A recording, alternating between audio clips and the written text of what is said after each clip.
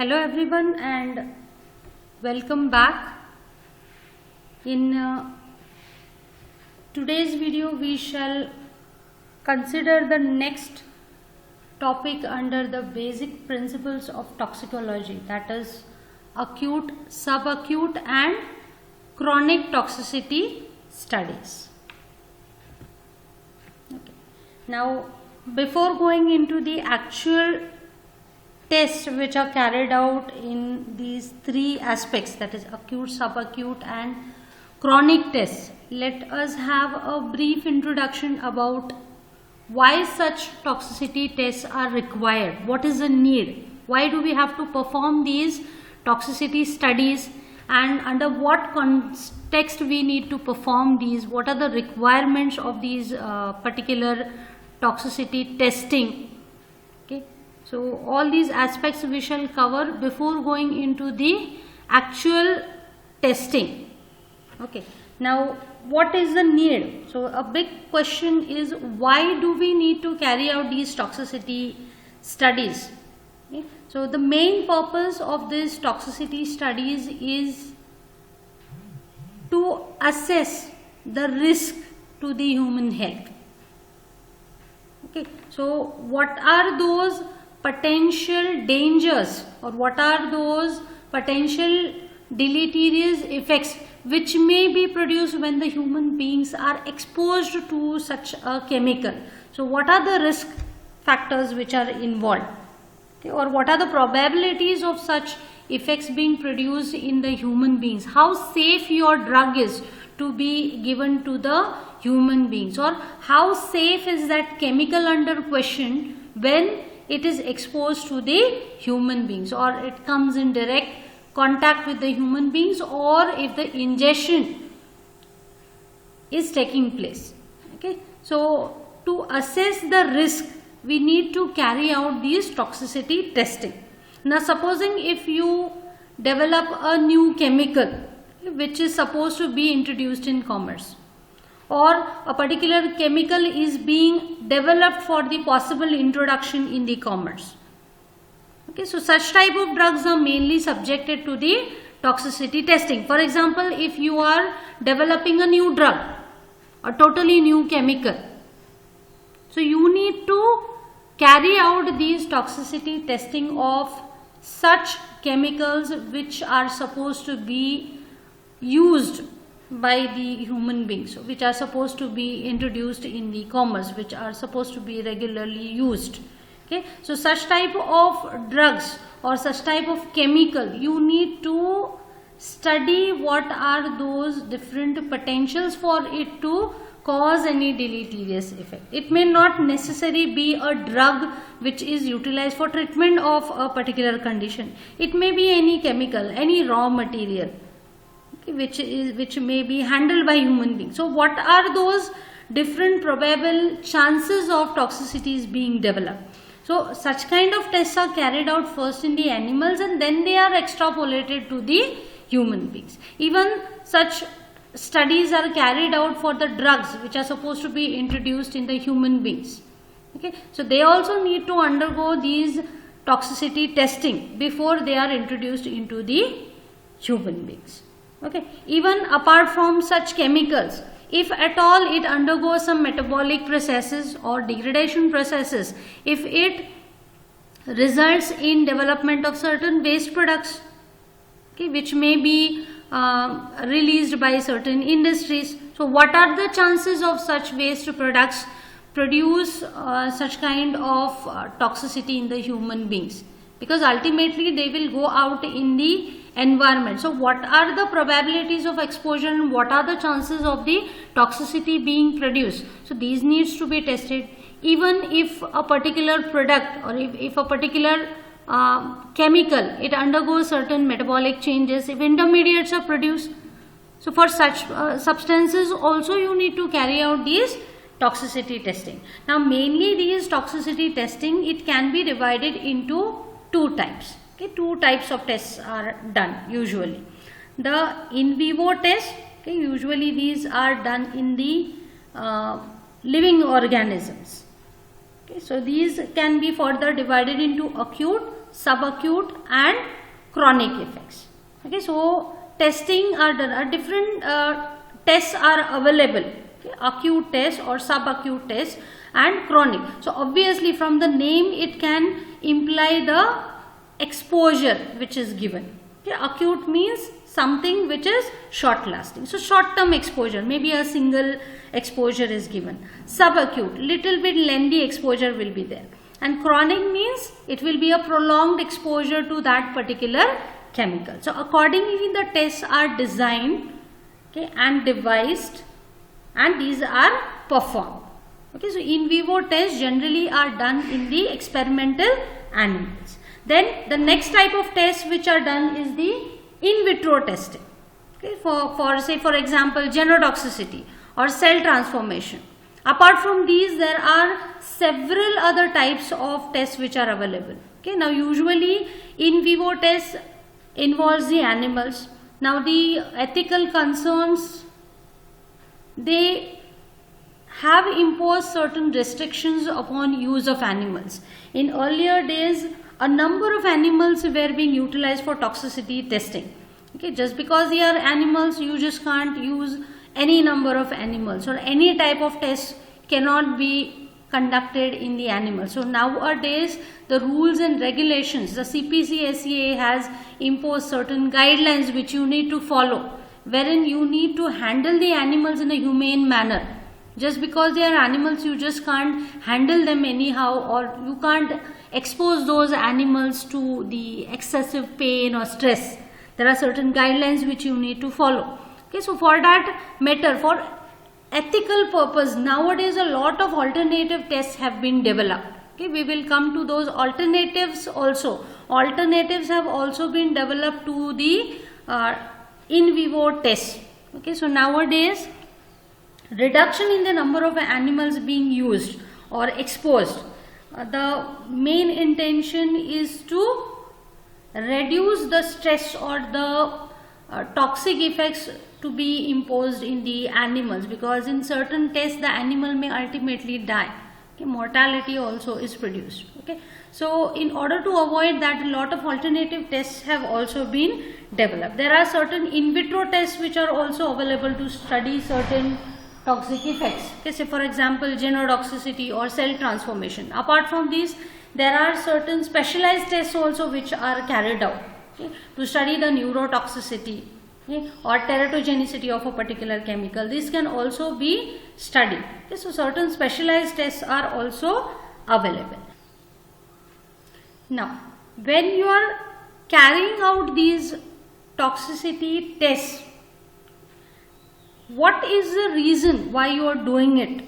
Okay, as we have discussed earlier, to identify whether a particular chemical, it might act as a poison. So what are those chances? Okay, what is the potential of any substance to act as a poison? Okay, any substance which can introduce the deleterious effects in the living organisms, that can be called as a poison. So what are the chances of any chemical being acting as a poison, or the conditions under which such kind of effects can be realized? Okay, what are those potential conditions under which these type of effects can be realized, or what are those effects which may be produced? Okay, so characterization of its action, how it is producing these toxic effects, and what are those different types of toxic effects which can be produced by a particular chemical. Okay, so toxicity assessment, it's basically to identify these three. Risk assessment, it is an aspect to determine such deleterious effects quantitatively. So here you are assessing your deleterious effects quantitatively. How much of effects, how much of deleterious effects may be produced by the particular exposure? What is the severity of the effects which may be, deleterious effects which may be produced? Now both of these aspects, the toxicity assessment and the risk assessment, it is subject to regulatory controls. Okay. Okay, now what is regulation? Regulation, it is the control by statute, that is a written law in a legislation, okay, about the manufacture, transportation, sale or disposal of a particular chemical which might act as a toxic substance, okay, or according to certain criteria laid down in the applicable laws, it acts as a poison or a toxic substance. Okay, so every particular chemical, when you are introducing in commerce, you need to have a clearance from these regulatory authorities. So certain countries, okay, they have laid down their own regulatory aspects which you need to satisfy. Okay, there are even certain organizations, okay, which will control the introduction or control the types of tests which should be carried out in a particular chemical when it is supposed to be introduced in the commerce. Okay, so such kind of regulation, it lays down certain tests, okay, certain types of tests. Okay, so you need to satisfy these requirements.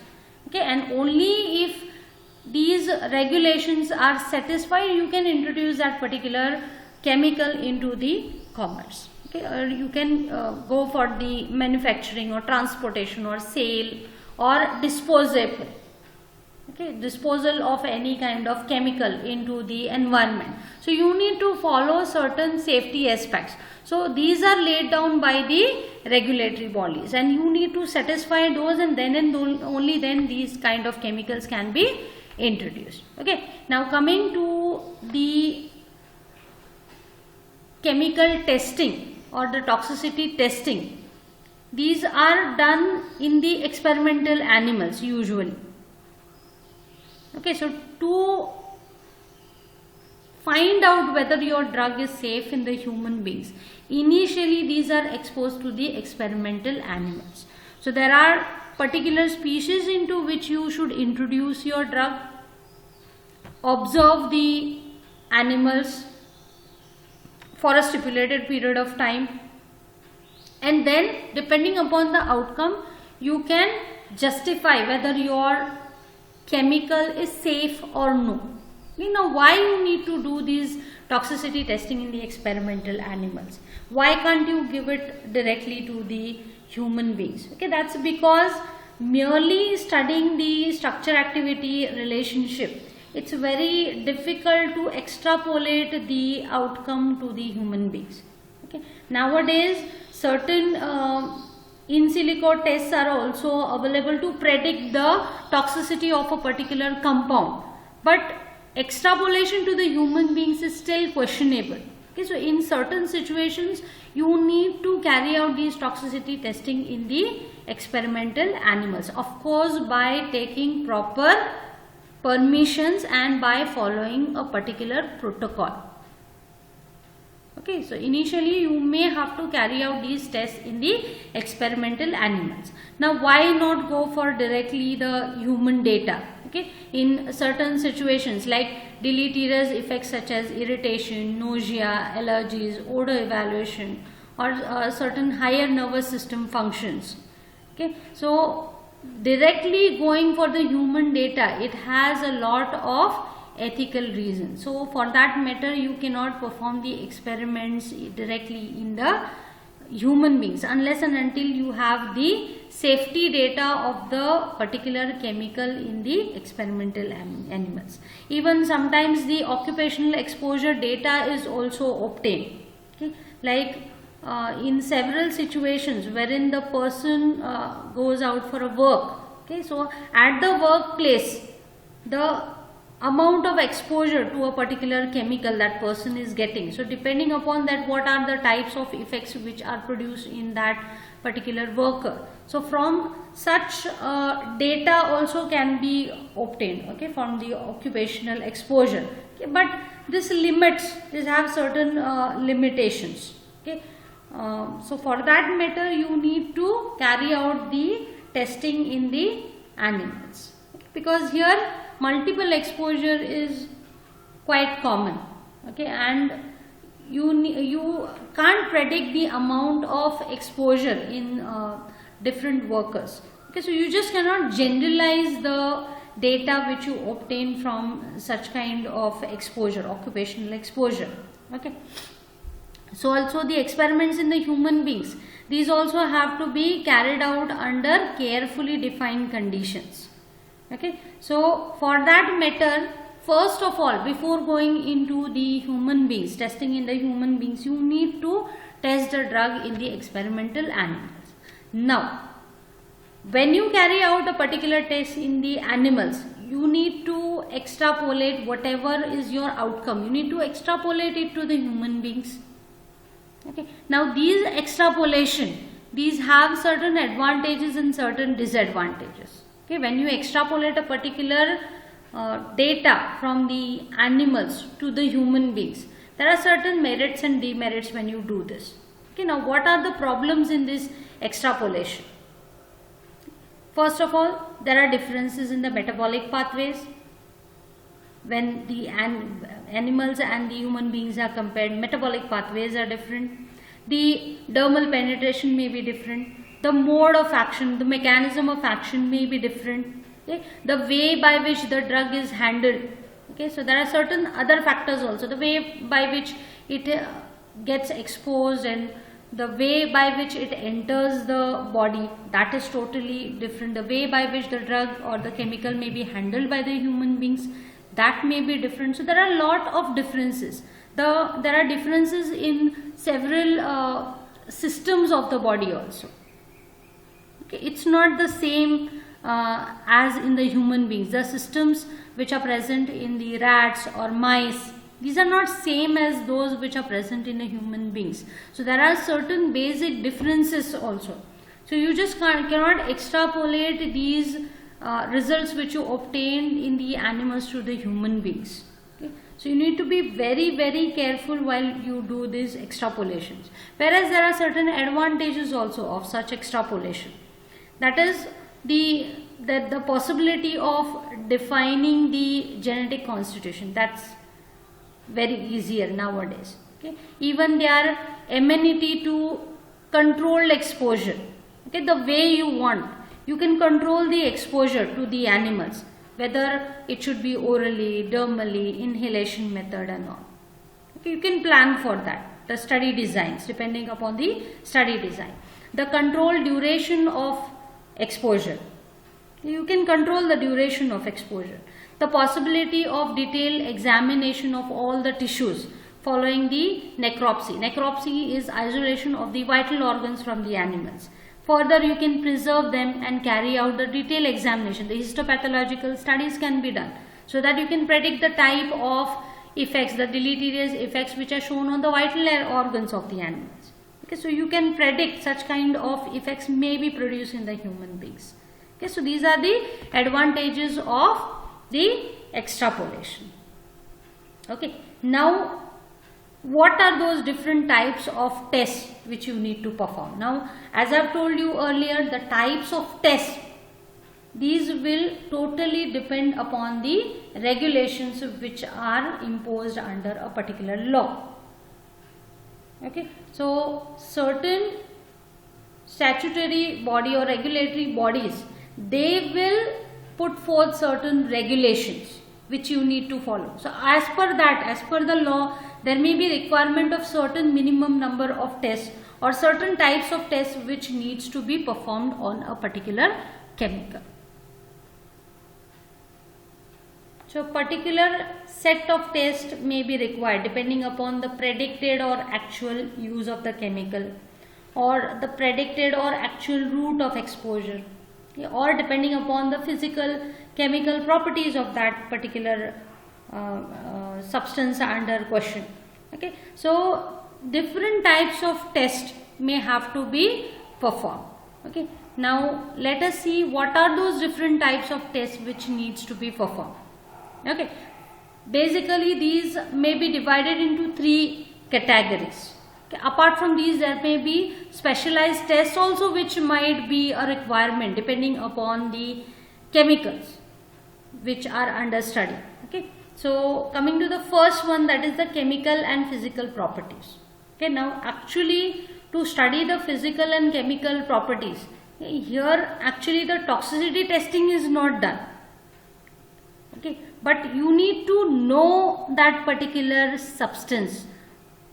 What are those chemical properties and what are the physical properties of that particular substance? Because the way it will enter, okay, the exposure, okay, how it is handled. So all this will depend upon the physical and chemical properties of that particular drug. Either that particular chemical or the intermediates or the products which may be formed. Okay, so you need to know the physical and chemical properties of these. Okay, the chemical or the intermediate and the waste products which may be produced. Okay, then the second aspect is the exposure and environmental fate. Okay, so you need to carry out certain degradation studies like hydrolysis or photodegradation, or degradation in the soil, water, under the various conditions. Okay, how the degradation is taking place. You need to, or the mobility and dissipation in the soil, water and air. Okay, so how it moves in a particular type of soil, okay, when it is released into the environment, how exactly it moves through, what happens to that particular chemical or the intermediate or the product, okay, how exactly it is moving through the soil or water or air, because ultimately when a particular chemical is entering these, exposure to the human beings is possible through soil, water or air. Then the accumulation in the plants or aquatic animals or the wild terrestrial animals or the food plants and animals are also important, because ultimately the humans may consume these. So whether a particular chemical is getting accumulating in any of these, you need to study that also. Okay. Then the third aspect is the in vivo studies. Okay, now again in vivo studies can be divided into acute, subacute and chronic. Okay, or the effects on the reproduction can be studied. So acute toxicity studies include LD50 or LC50, either by oral, dermal or inhalational route. Then eye irritation testing, dermal irritation testing, dermal sensitization. Subacute test, usually 28 days to 90 days oral testing may be done. 21 to 90 days the dermal or inhalational exposure may be done. Okay, so these include the subacute test. So here little bit exposure time is increased, as you can see. Then the third one is the chronic test. Okay, so here as the name implies, a longer period of exposure is given. Okay, usually chronic feeding. Okay, orally the exposure is done. Okay, even apart from these there are certain specialized tests also which are done for, say, carcinogenicity, teratogenicity, neurotoxicity. So such kind of specialized tests may also be carried out. Okay, now before going into the actual test, let us see what are the different routes of administration and what are the peculiarities of each route. Okay, coming to the first one, that is the oral. Okay, so usually this oral administration, it is referred to as administration per os, PO. It is written as. Okay, so here as the name implies, you are administering the drug through oral route, either which is mixed in the diet which the animal is consuming, or it is dissolved in the drinking water, or by gastric gavage, that is directly with the help of the tube or feeding needle, you are placing your drug or your chemical understudy directly into the stomach, or by controlled release capsules or by gelatin capsules. So any of these method can be utilized. Now, usually the first two, that is the mixing with the diet and the drinking water, these are quite commonly utilized. Okay, here what is done is the animal, it is provided with such feed which is mixed with that particular chemical, or it is mixed with the drinking water, and the exposure, it is ad libitum, that is the food or the diet and the drinking water, it is available 24 hours per day. In this particular situation, the dose is estimated from the consumption. Okay, measurements of the consumption of the feed or the water. Whereas when specific amount is supposed to be administered, gastric gavage is done, okay, or by controlled release capsules. Next route is the dermal route.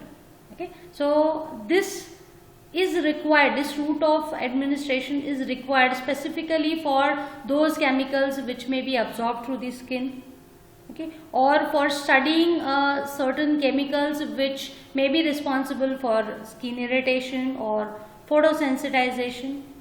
Okay, so for studying such type of effects or the systemic absorption from the skin, you may have to apply your drug dermally on the skin. Okay, now while applying, either the chemical may be applied directly or it may be dissolved in a suitable solvent and then it is applied to the skin of the experimental animals.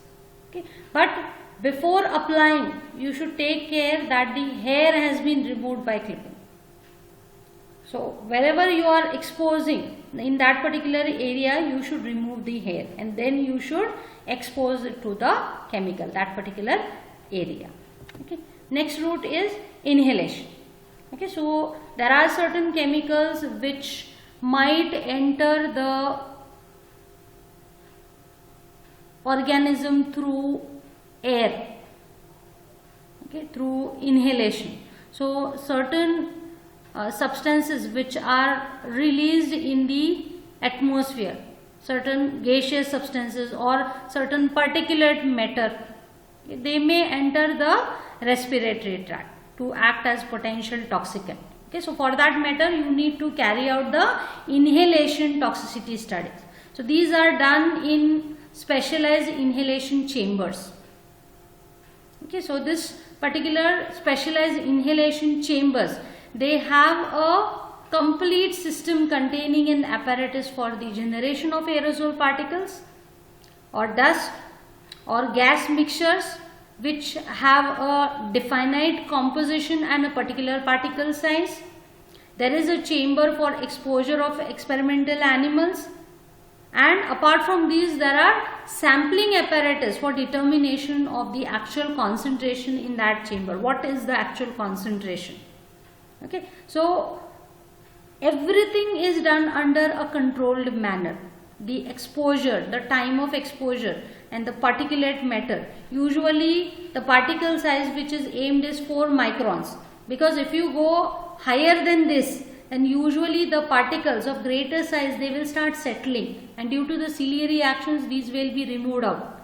So exposure may get affected. So usually in most of the cases 4 microns is the target particle size which you need to generate. So for that matter, there are specialized generators which will generate a particle size, a particular substance with a particular particle size. Okay. Then next route is injection. Usually this particular route is not used routinely, excepting for the certain pharmaceuticals which are supposed to be administered by the parenteral routes or certain drugs of abuse. So usually the injections are done in the experimental animals, and route is selected depending upon the type of predicted exposure. Okay, so the routes which are used include the intravenous, IV, intramuscular, that is IM, intraperitoneal or the subcutaneous. So these are the various parenteral routes by which the drug may be exposed. Now coming to the first aspect of the testing. Okay, now before going into the actual in vivo testing, you need to know the chemical and physical properties of your chemical. Now usually the structure activity comparisons are done, okay, with your potential chemical, okay, or the chemical under study. So the structure activity, it is compared with the known toxicants. Okay, so it becomes easier to predict the probable hazards which may be caused by that particular chemical. Okay. Even the determination of the stability to light or heat, freezing, oxidization, okay, or the reduction, okay, which may be carried out in presence of certain oxidizing or reducing agent. So these will help in estimating the persistence in the environment. Okay, for how long it will stay in the environment. Okay, so or what are the types of breakdown products which may be produced, whether these breakdown products are toxic or no, these might have to be required to be studied. Okay, so for that matter, determination of all these testing are required. Apart from this, properties like lipid solubility, partition coefficient estimation is also very important, because as you all are aware that these are the two important properties which will determine the movement of any substance, any chemical across a membrane.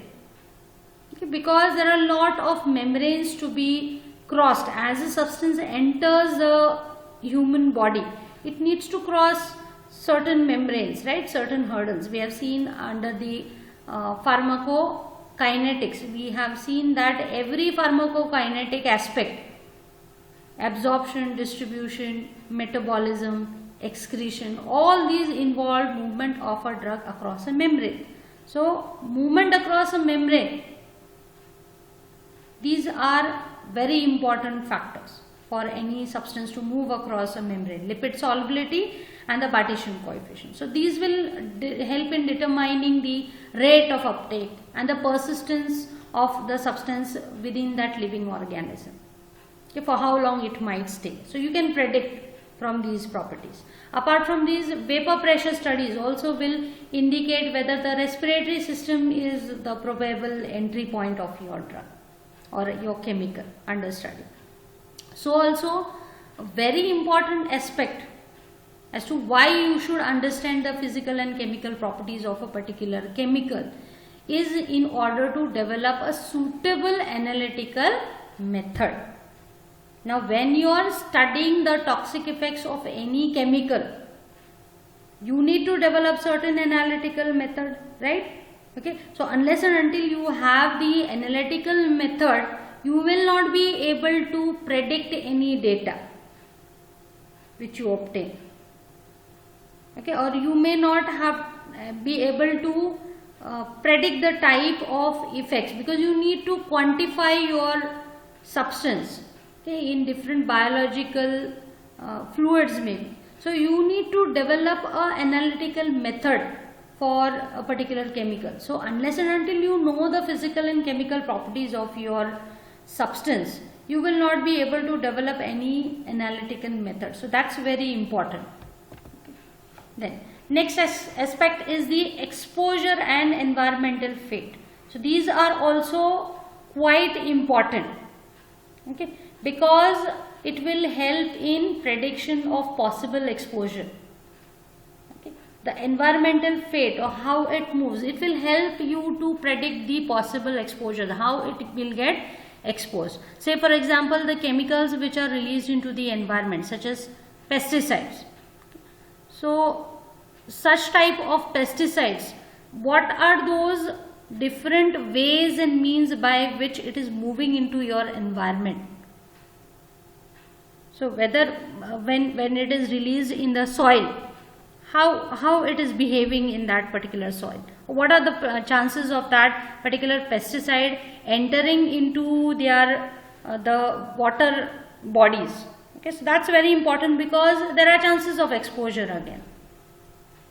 Okay, apart from these, even these preliminary tests include the rate of breakdown under the aerobic and anaerobic condition in various types of soil, or the rate of leaching into the surface water from different types of soils, or the rate of movement towards the groundwater, because ultimately when your substance is moving in these air, water and soil, there are chances of exposure. So you need to study how exactly it is moving in the environment. Even you need to study the effects of physical factors on the degradation processes, like say for example photolysis or hydrolysis. So you may have to identify what are the different types of products which may be formed, or what are those different types of intermediates which may be formed. Okay, so whether that product is hazardous Okay, or what are those chances of converting a hazardous chemical into a non-hazardous chemical? Okay, so that you can predict from these degradation processes, study of degradation processes.